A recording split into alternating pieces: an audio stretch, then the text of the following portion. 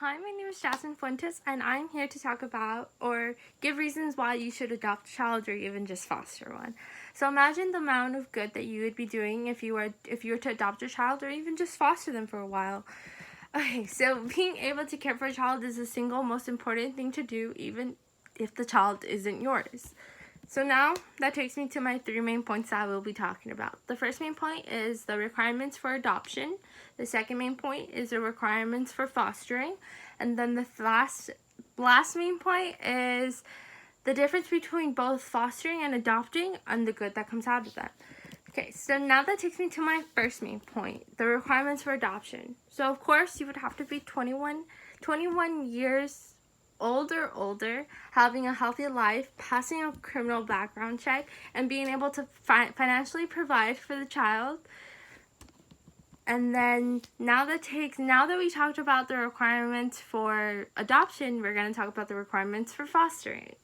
Okay, so some requirements for fostering is a steady home, of course being at least 21 years or older, passing a background check for child abuse, the education level, sexual orientation, relationship status, and home ownership. So those are some requirements for fostering.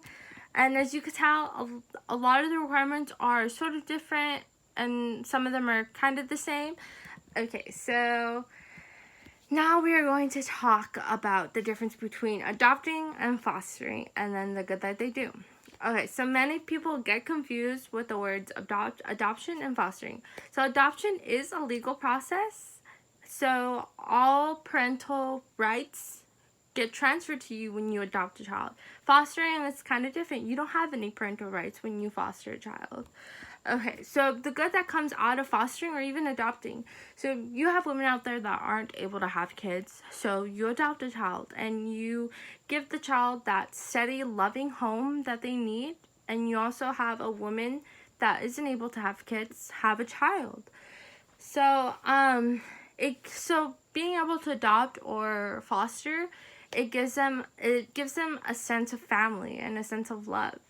So same thing goes for fostering. The only bad things that actually come out of fostering is that you have people in the system that only do it for the money.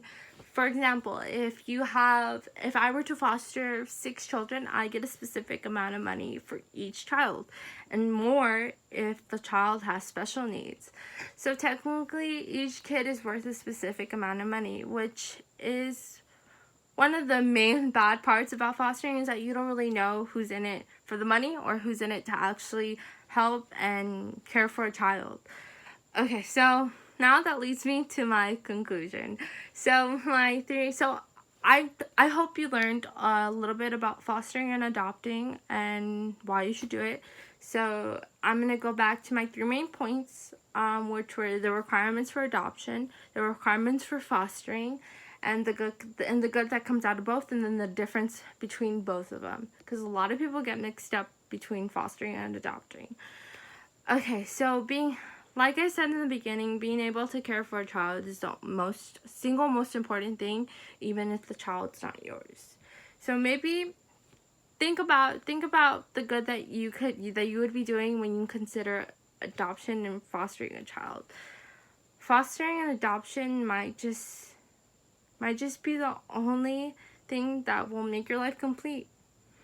And it might just be the one thing that you need in your life. So maybe next time when you can have children of your own, think of adoption. Or if you live alone and your house it's just you or your wife or your husband, foster a child.